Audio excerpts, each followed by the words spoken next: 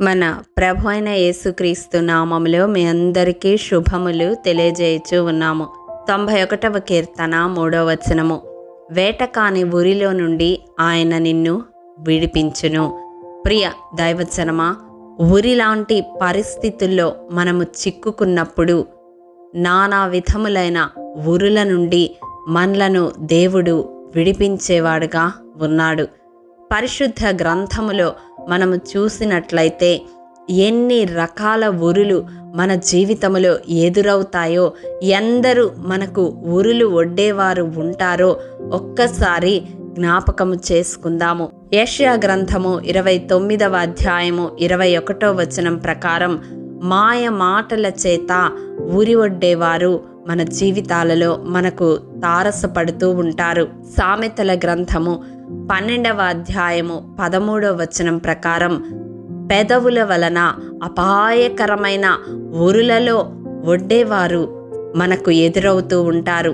వారి నోటి మాట మనకు ఉరిగా ఉండడం మన జీవితాల్లో గమనిస్తూ ఉంటాము.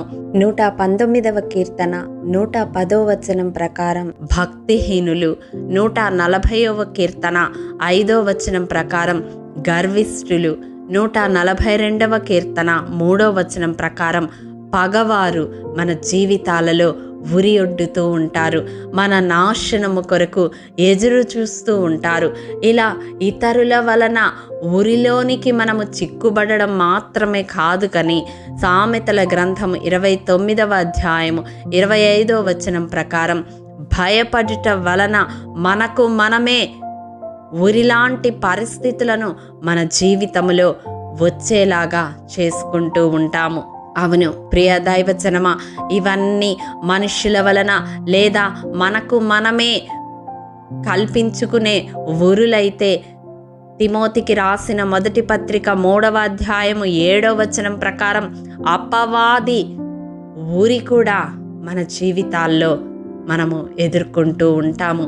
ఆయా రీతులుగా పక్షిని వలలో చిక్కించుకొనడానికి వేటగాడు ఆతురపడినట్లుగా అపవాది నానా విధములైన ఉరులను మన జీవితాలలో బిగిస్తూ ఉంటాడు. అట్టి ప్రతి విధమైన ఊరి నుండి దేవుడు మనలను విడిపించడానికి సమర్థుడు. చూడండి, 124వ కీర్తన 7వ వచనము. ఊరి తెంపబడెను, మనము తప్పించుకొని ఉన్నాము. అవును, కల్వరి సిలువలో యేసు క్రీస్తు మన కొరకు చేసిన ఆ బలియాగము వలన మన జీవితాలలోని ప్రతి విధమైన ఉరి తెంపబడింది.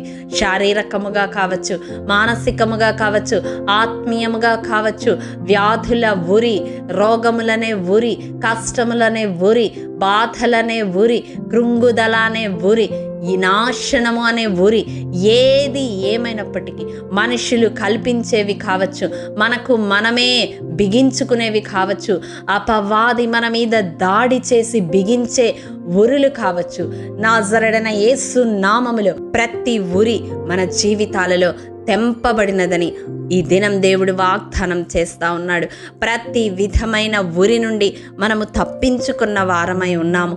యేసు మన ఆశ్రయమై ఉండగా, యేసు మన దాగు చోటై ఉండగా, ఆయన నీడలో మనము విశ్రమిస్తూ ఉన్నప్పుడు ప్రతి విధమైన ఊరి మన జీవితాలలో తెంపబడింది.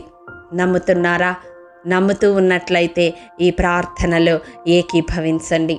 మహోన్నతుడా, మహాఘనుడా, మీ పరిశుద్ధ పాదములకు వందనములు. దేవా, వేటకాని ఊరిలో నుండి మమ్మల్ని విడిపించే దేవుడవుగా ఈ దినం నాయన మీరు మాకు ప్రత్యక్షపరచుకున్న విధానమును బట్టి మీకు వందనాలు. ఈ వాక్యము ప్రతి హృదయములో నూరంతలుగా ఫలింపచేయండి నాయన. ఎవరు ఎటువంటి ఊరులలో బిగించబడి ఉన్నారో నాజరేయుడైన యేసు శక్తిగల నామములో వారి జీవితాల నుండి ఈ క్షణమే అట్టి ఊరులు తెంపబడునుగాక నాయన. వారు ప్రతి విధమైన ఊరిలాంటి పరిస్థితుల నుండి తప్పించుకొనబడుదురుగాక యేసు నామములో. మనుషుల ద్వారా స్వతహాగా మేము కల్పించుకునే ఊరులు కావచ్చు, అపవాది బిగిస్తున్న ఊరులు కావచ్చు, ప్రతి విధమైన ఊరి మా జీవితాలలో ఈ క్షణమే తెంపబడునుగాక. అట్టి కృప మాలో ప్రతి ఒక్కరికి దయచేయమని యేసు అతి పరిశుద్ధ నామం పేరట అడిగి పొందుకొని నాము తండ్రి, ఆమెన్. ప్రియ దైవజనమా, అనుదినము షారోన్ మన్నా ద్వారా అడగబడుచున్న నెంబర్ ఇన్ బైబిల్ క్విజ్ ప్రశ్నలకు సమాధానములు ప్రతి నెల మొదటి వారము కామెంట్ బాక్స్లో పోస్ట్ చేయబడతాయి.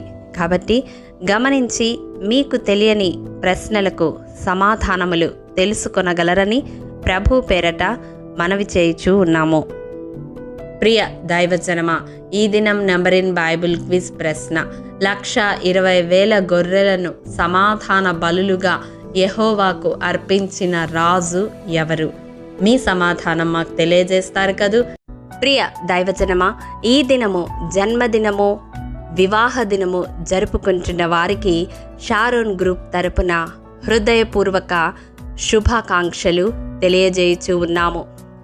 దేవుడు శ్రేయస్కరమైన ఆశీర్వాదములతో ఈ సంవత్సరాది నుండి సంవత్సరాంతము వరకు మిమ్ములను నింపాలని ప్రార్థిస్తూ ఉన్నాము. ఆమేన్.